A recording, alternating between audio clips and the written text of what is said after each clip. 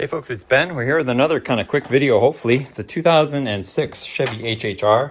It's got the 2.4 liter and it's got front disc brakes. And the issue we're having is that we're getting a grinding noise from the passenger front. Well, the issue is that our caliper isn't quite slipping on these pins as well anymore, and we've eaten up the inside pad.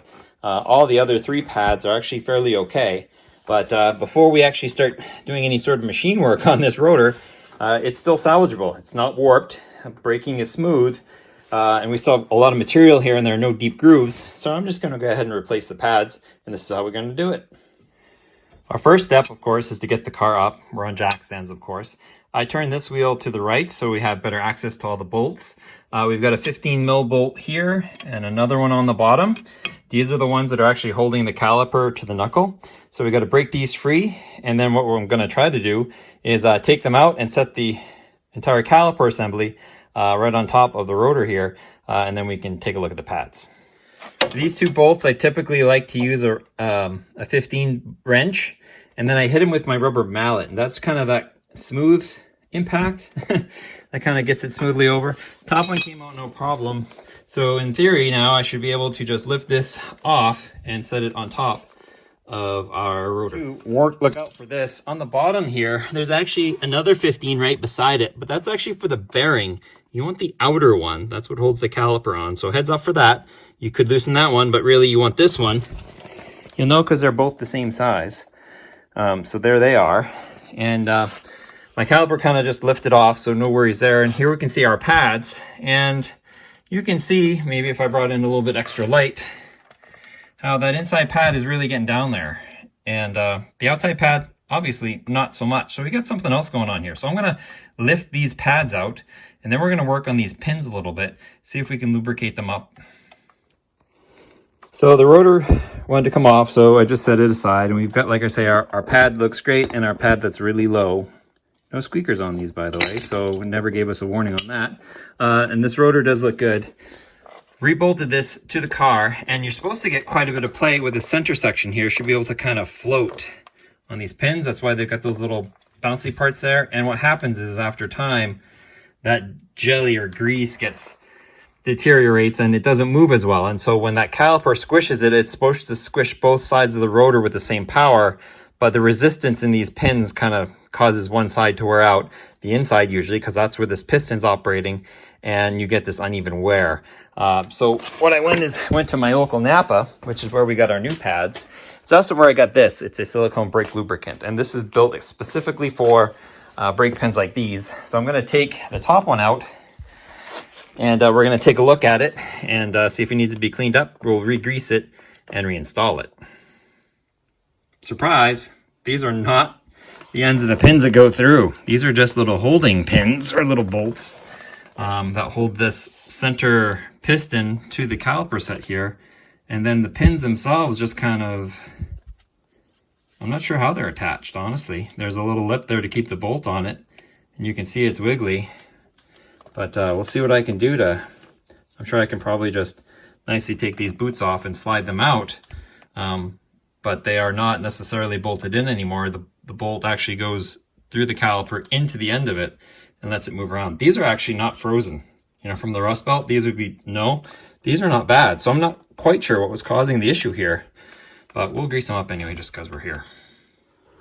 This is why, because the grease is very dirty. It's a nice fit, but you can see where it could totally use some more lubricant in there, and it could be a lot looser. Yeah, it's right coming out than it is. You could probably get in there with a cleaner and spray. I'm just going to add lots more lubricant to both of those, and I'm going to put them back together again, drop the caliper, and I'll meet you where I'm putting in new pads. So that's what we're doing here. See you in a sec. Just keep learning. So if you flip the caliper over, you can actually pull this assembly right out. Be sure to take the boots and unconnect them from the top. That lets you clean these shafts, lets you clean these holes in here. You can put new grease in, and then you should be able to wiggle the whole assembly back on again, provided it's not seized. Now, if it's seized, you're getting new calipers, but or you can work it and machine it yourself. But just make sure that grease is good, and push these all the way back in. Make sure the boots click over their little landing there, and you've also got access to those pins. Next up for me is there's two things you can do if we weren't just rushing this along, our new pads will come with these plates here, these little metal tin plates, and I'll show you in the box when we get to it. You can replace these, but if they're not damaged or rusted or corroded, you can also reuse these. They're anti-squeal, they keep the pad in place. It allows for the machining tolerance between the caliper and the pad, but you can leave them here. My next step is actually, and this is a rare occurrence, is I have a tool, actually my kid made it in school, to push the hydraulic piston back into the cylinder, because we got to make space for the new pad material, right? It's closed in for the worn material. So we're actually going to go ahead and I got to put the old pad back in. I'm actually going to use this tool and push that back in so that we've got space for our new pads. I'll show you that setup here in just a sec. Just all sorts of learning going on here. So I took the carrier off again, so it's sitting over there. We still have our grease pins and stuff. So now it lets me take this tool here, and I put the old pad here as a pushing point. We're going to push the cylinder all the way in as far as it'll go, actually. It'll come out again once we hit the brakes when our new pads are in, but I'm just going to slowly turn this in. I can't do it with this many hands, but turn this in and push that thing right in. I love all the prep work I do and don't mention. So I did go up to the brake reservoir, which is right there. I released the lid and made sure I had space for all this fluid I'm pushing in. Of course, as these wear out, they come this way and they draws more fluid down. And so I'm actually never put more fluid in, so it's just replacing that space that was back in. But now that we have this pushed back in, now I can take this, put it on here, and I can put my new pads in, which will look in the box. And then we should be able to reassemble everything back together again. So still getting a lot of dirty grease, so I keep wiping these down and putting new grease back on them. The other side's going to go so fast. Now I'm learning all these little tricks myself. All right, so we have the final assembly essentially. So we've got these all nice and greased. And they move freely. We've got our piston pushed back in. We've slid our pads into our old clips. Here are the new pads, right? There's a pair, obviously. And if you look, even my good pad, still missing a bunch of material. Like it has that groove in the center, and this one's lacking it. So it was getting a little worn as well. There are new metal clips. So if you have vibrating issues or something, you can certainly come back. And then whatever that black thing is, that's interesting. Oh, they're the squeakers you can put on. Neat. So nobody ever put the squeakers on because they were in the bag, and who knows how old these clips are. Anyway, so the new pads are in. We're not going to worry about the squeakers either. Now we're ready to put the rotor on, slip this back on, and bolt everything back together again. Cool. And that's what the final assembly looks like. Now these pads are still a little bit loose, but as soon as you start putting hydraulic pressure on them, they'll squeeze up and pick up nice. We'll tell the owner to, which is my wife, take it easy on the brakes. Let them wear in a little bit because they are a little bit of groove surface there. Like it's not a mirror, so there'll be a little bit traction additive. But we greased up these pins so that they're nice and slippery. So now hopefully when the cylinder squeezes, it pushes equally on the pads. We didn't replace anything else because we're in a hurry, and we really don't need to, really, for a daily driver. No big deal. Made sure our boots are on correctly again, and that's that. So let me see if I can do a time lapse on the other side, so you can see exactly the process. And if you have any questions, we'll talk about it at the end.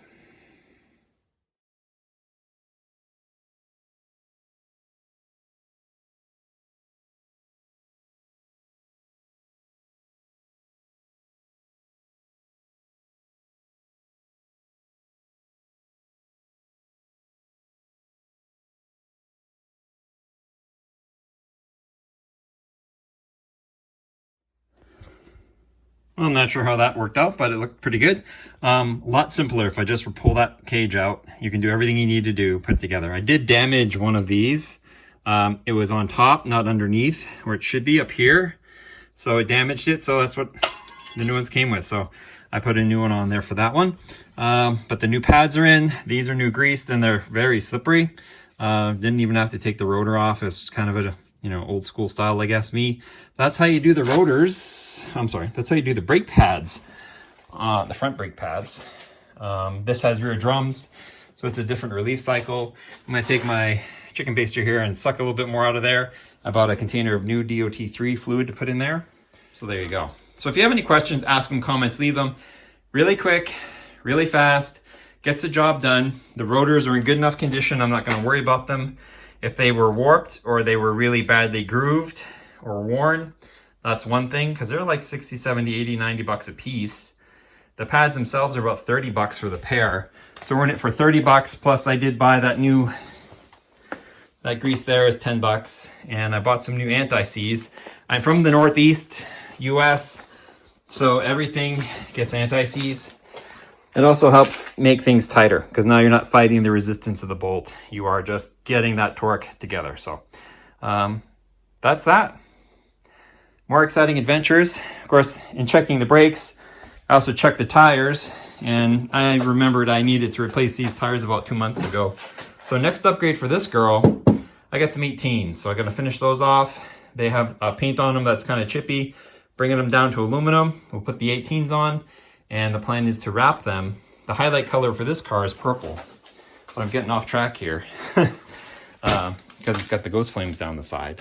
But anyway, that should be enough stall time. See you guys later.